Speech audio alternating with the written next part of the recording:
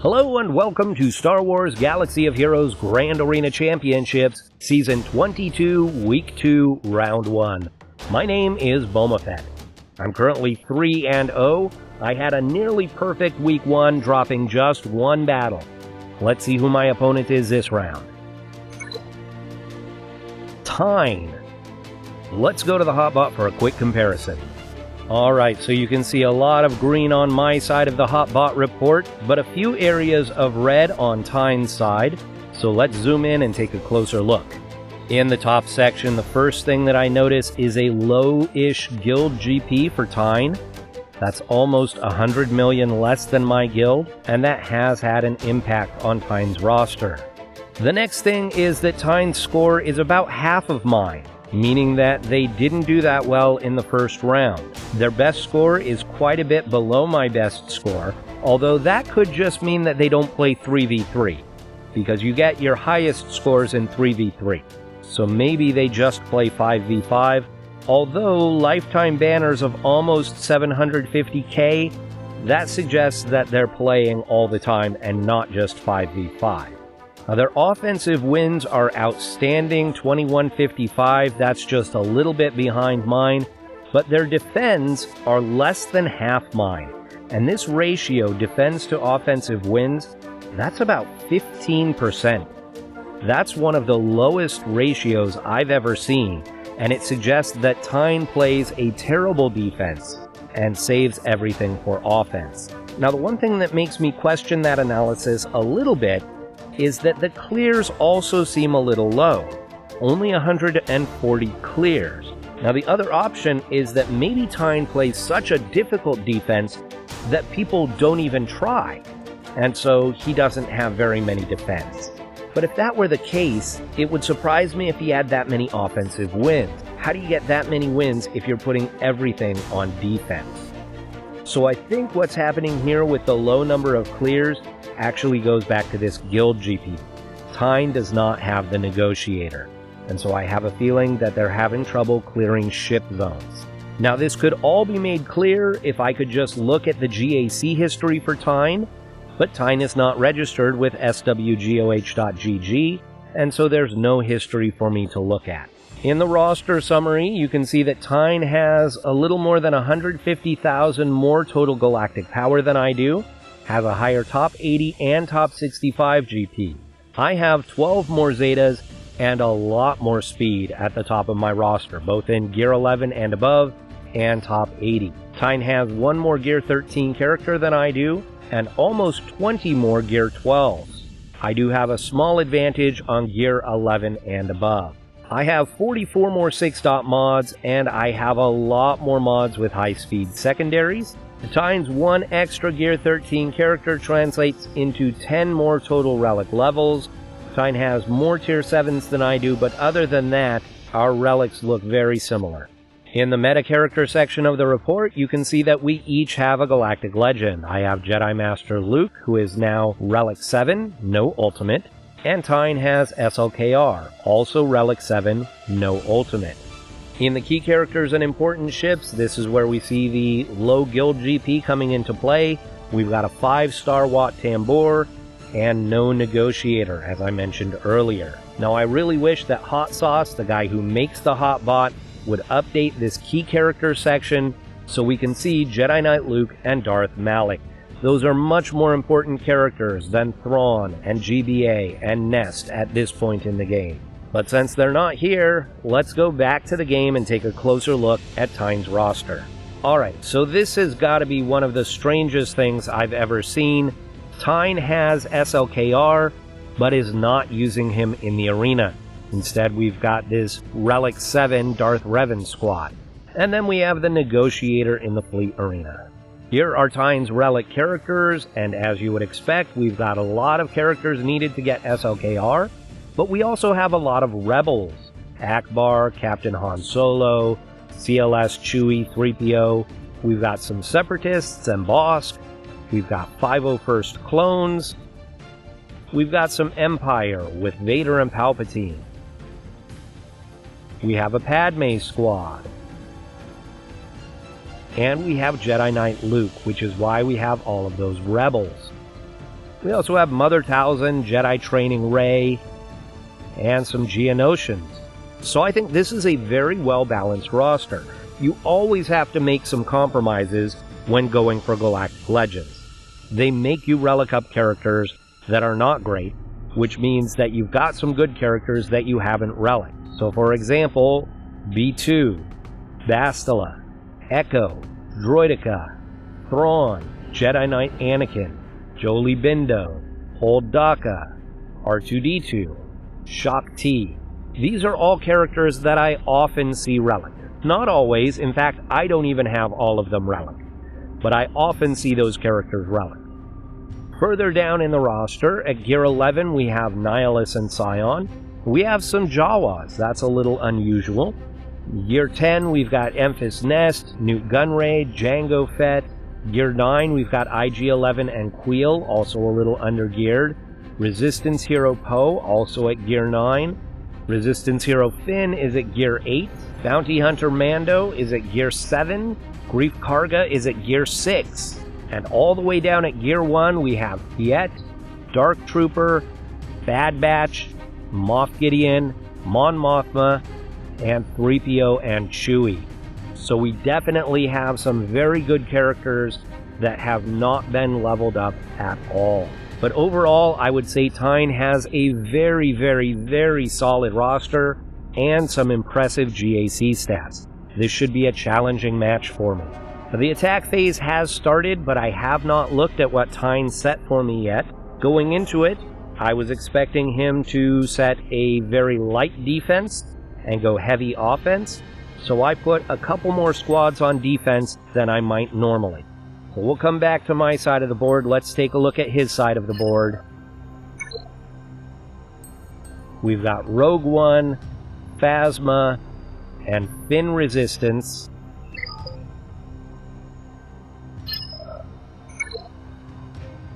In the bottom zone, we've got Ewoks, Karth, and Newt. So this is actually even lighter than I was expecting on defense. Now he may be hiding his GL in the back, but I have a feeling he saved his GL because I have a GL. And how do you counter a GL except with your own GL? But the thing is, I did the same thing. I kept my GL for offense just in case he put his on defense. So let's see what I did put here. I've got Mon Mothma, Grievous, and the Bomb Squad. So this is not a terribly difficult zone, especially given how much he's saved for offense.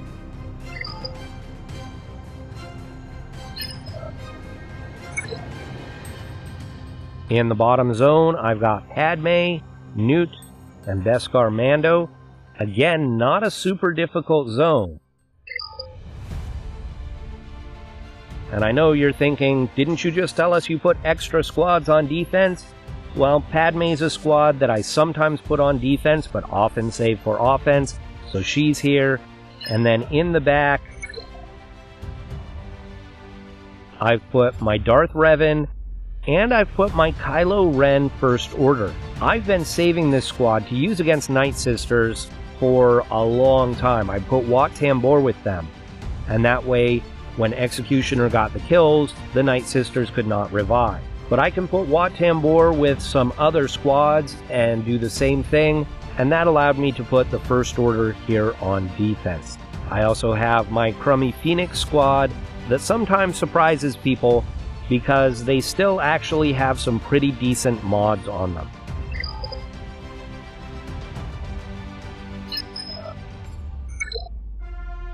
In the fleet zone, I put my Malevolence and my Thrawn fleet.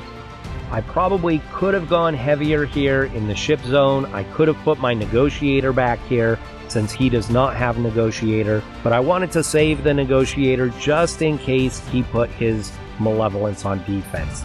I'm going to make a plan, and I'll come back in a bit and make my attacks. Alright, so I would love to wait until tomorrow to do my attacks, but I have to work. So I need to get these done now.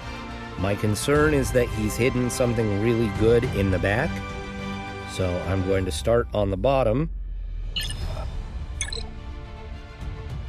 And my other concern is that He hasn't put anything good in the back, and this is just going to be an efficiency match. So with that in mind, I am going to try to undersize and be as efficient as possible. So we're going to start with the Ewoks. There is no Poplu on this squad, and Logray is only gear 9. Even though the Logray does have a couple of potency mods, I think a Nest Solo should still work here.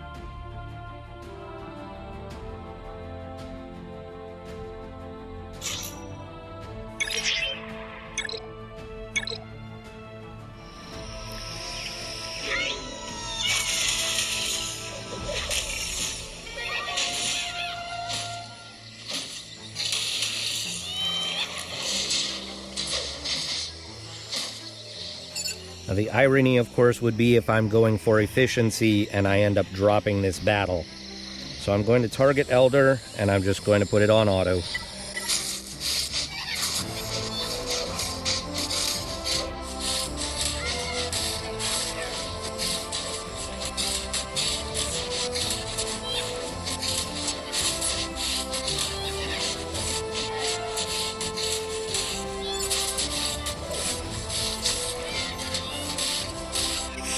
Okay, 63 banners there.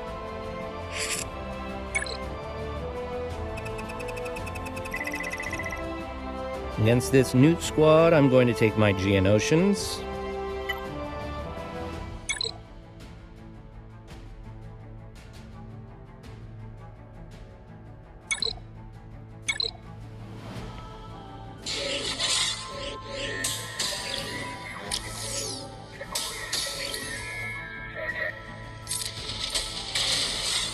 Geos are not always the most efficient squad, but against this Newt squad, I think they'll be fine. Let's see if we can get rid of Dooku. We need to get rid of Watt before he revives anyone.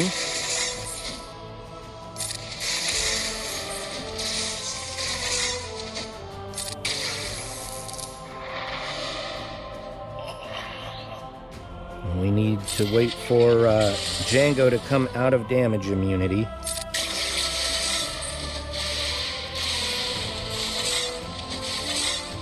There's his first attack. Get rid of Newt. I'm going to wait to heal since he's still in damage immunity. And pay the extortion. Okay, now he's out of damage immunity. There's one death. Oh, I'm not going to get to the heal. Darn it. 60 banners. Didn't need the heal.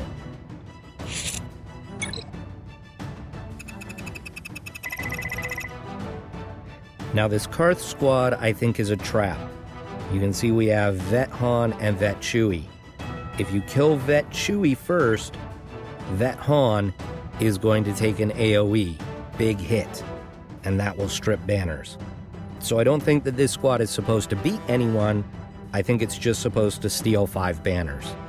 So I'm going to go with my Jedi Training Rey squad because I don't want AoE damage.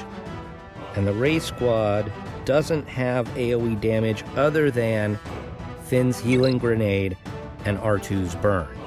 So if I stay away from those two things, for the first part of the battle at least, I won't AoE and I won't accidentally kill Vet Chewie. I'm going to swap out R2-D2 actually, and I'm going to put in C-3PO. And that will let me put Confuse on Zalbar to prevent his auto-taunt.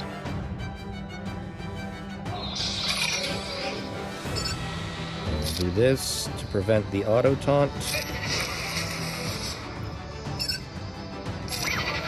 And go after mission next. I'm going to go ahead and wave.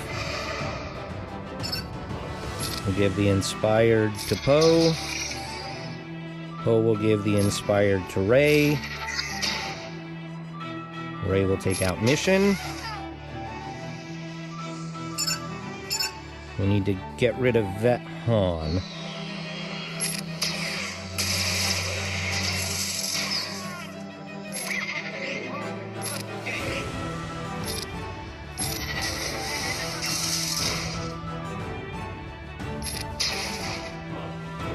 Give the Inspired to BB-8s.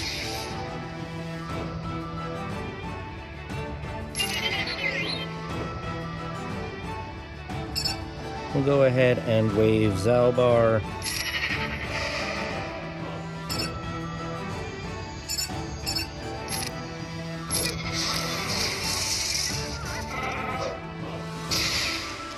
So Vet Chewie got his extra attacks there, that's okay. Now we can throw the Healing Grenade. We'll give Inspired to 3PO.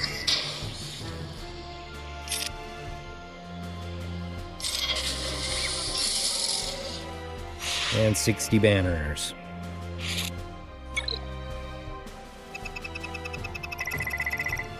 Let's see what's in the back.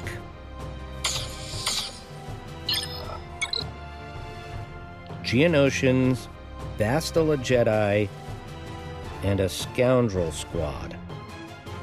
Alright, I'm going to take a few minutes to make a plan, and then I'll come back and continue my attacks. Alright, we're going to go up to the top now. And against this Jyn squad, this is a Rebel squad. I'd really love to use my Wampa here, but I'm just not sure that it would work. So instead, what counters Rebels? The Empire.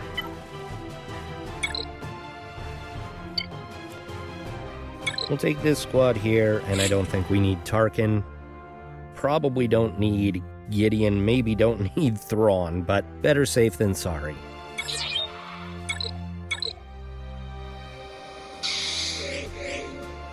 Force Crush.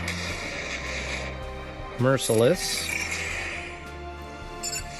We'll see if we can get rid of Jyn. Beautiful. We'll do some ability blocking.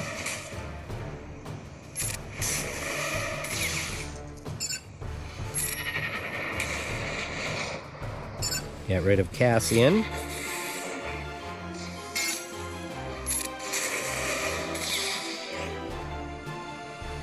We'll go ahead and push back their turn meter.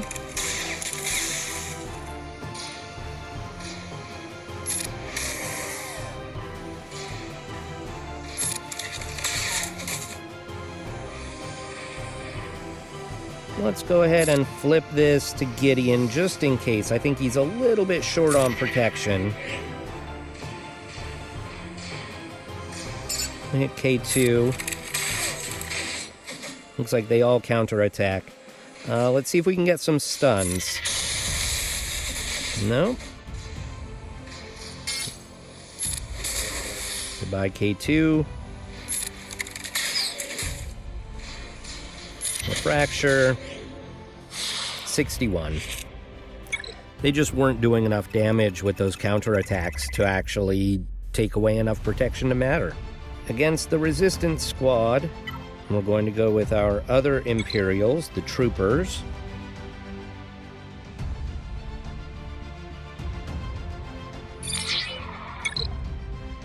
And for this one, I am going to take a full squad.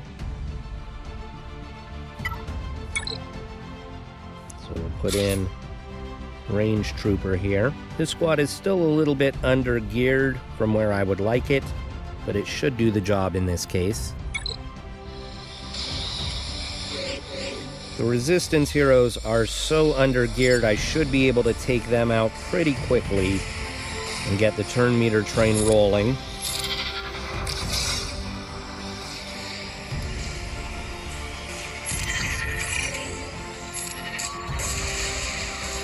There we go, there's one. There's two. Do our stomp stomp.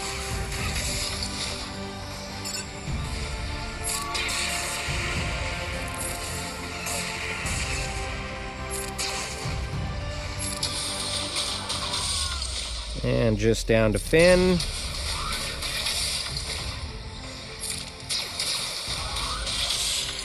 $60 banners.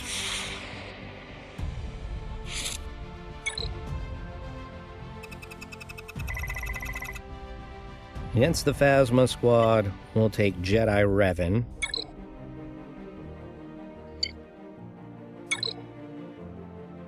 I could probably go undersized here, but we'll go with the full 5.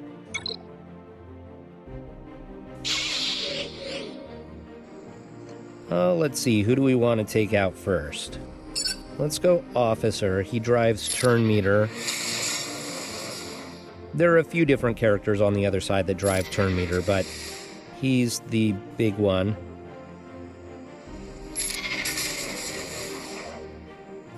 Give the buffs to Yoda. Let's ability block everyone. We'll call Yoda here to assist. We'll spread the buffs with Yoda. We'll pass turn meter to Yoda. AoE again. And goodbye, Executioner. Goodbye, TIE Pilot.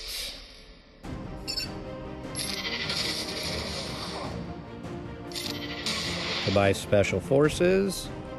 Go ahead and taunt.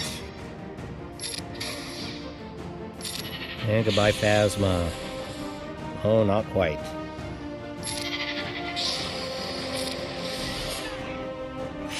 $60 banners.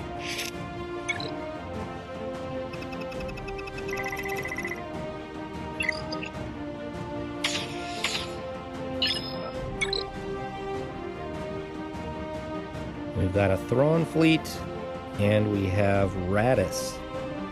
Neither one of these fleets looks terribly intimidating. We do have the TIE Bomber on the Thrawn fleet, so I think we'll take our rebels against the Radis.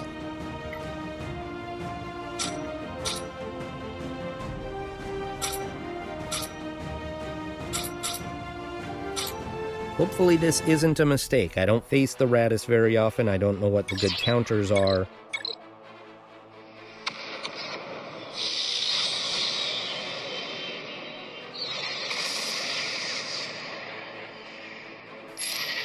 Wiggle and AoE.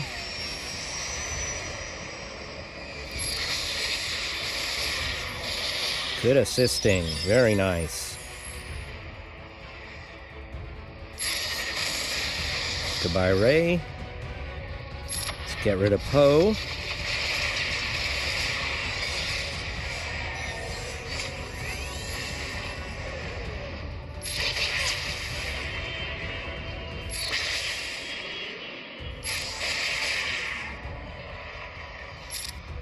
I'm not even going to call a reinforcement. Or am I? Let's go ahead and call Cassian. We'll just end this right here. I was going to not call a reinforcement and see if I could get full banners, but calling Cassian, I still got full banners. That ensured that they didn't get a reinforcement in. Against Thrawn, we'll take the Negotiator.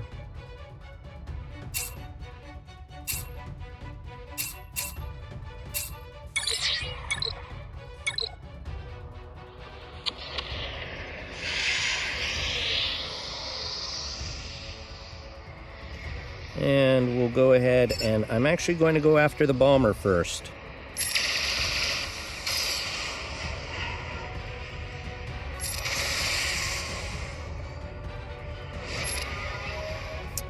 Let's see if we can knock down turn meter here on Vader. No. We got rid of Vader anyhow.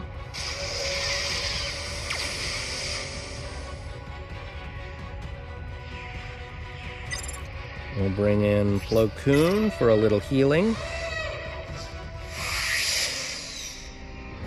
And drive turn meter. There's the burning. Should have waited until after the burning to bring Plo in. That was my mistake. We'll give this to Anakin. Put the taunt on the Y-Wing.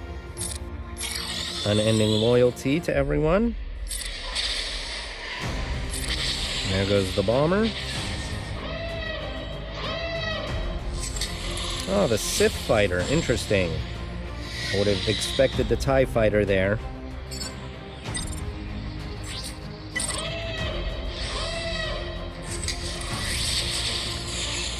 That was probably the AI that decided to bring in the Sith Fighter. Sith Fighter's probably the 3rd or 4th reinforcement. Alright, looks like I'm short protection on a few ships. So 65 banners there.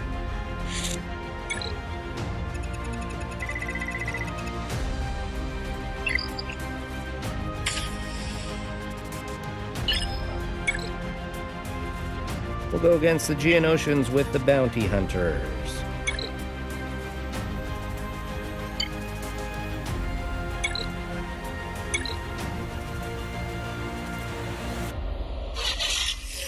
This has become my favorite counter lately.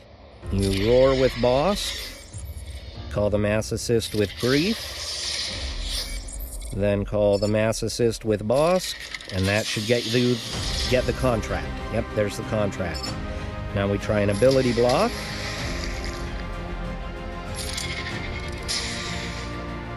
We're just waiting for the Annihilate, or the Disintegrate rather, and there it is.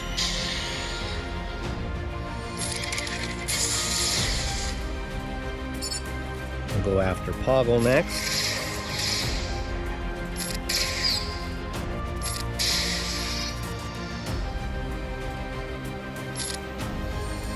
We'll call Aura to assist, see if we can get a stun. Nope, no stun.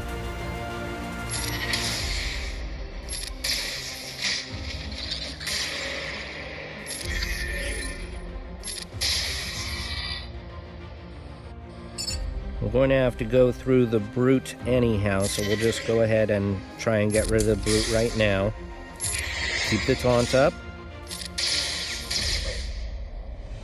Big hit. Assist.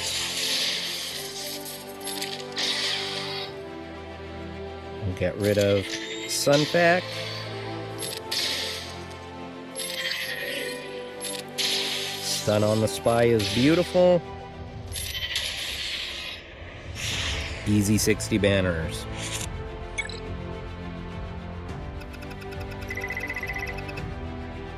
Against the Jedi, I think the only AoE here is Juhani. So I think I can take my General Skywalker and a couple of clones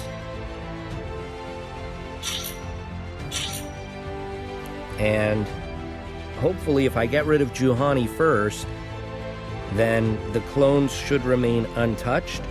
There's no other AoE that will get them. Skywalker should stay taunting the whole time, so they'll attack him, and I should get good banners.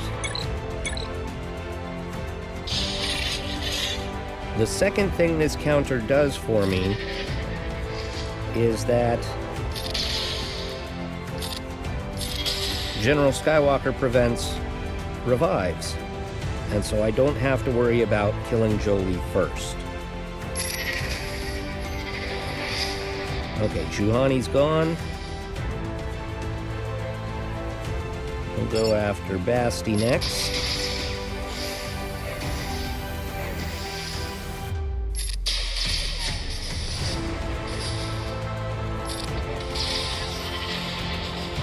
I may have been able to solo this with gas, but soloing is not something that I'm really comfortable with. I rarely do it other than Nest.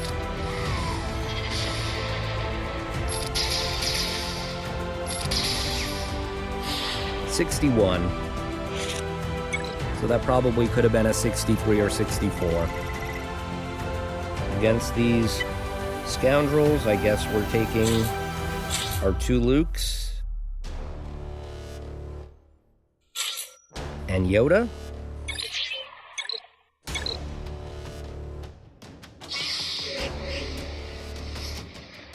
We'll go with the Efflux.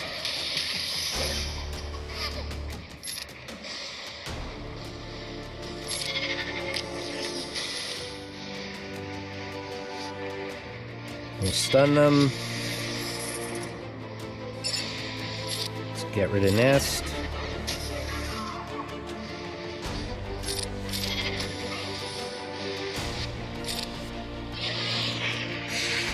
$62. That probably could have been a solo as well.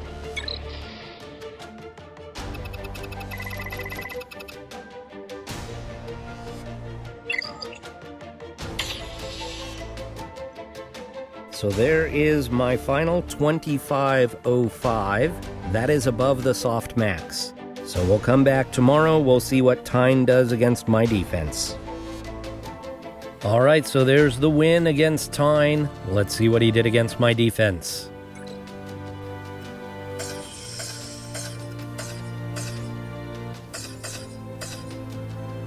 We've got a full clear.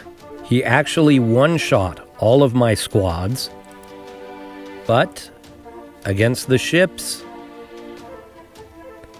2 battles each. So as I speculated before, he probably has trouble getting those clears because of the fleet zone. Had I set my negotiator, I probably would have stopped him completely, but because I set Malevolence and Thrawn, he was still able to full clear. The final score is 2505 to 2424. Even if he got the extra 20 banners for each of those ship battles, that's 40 banners, he would have been at 2464. So he dropped plenty of banners in these battles against the squads. Meanwhile, I didn't have a single battle under 60 banners. So my suggestion to Tine is set a little bit tougher defense. And I think I'm going to follow that advice myself.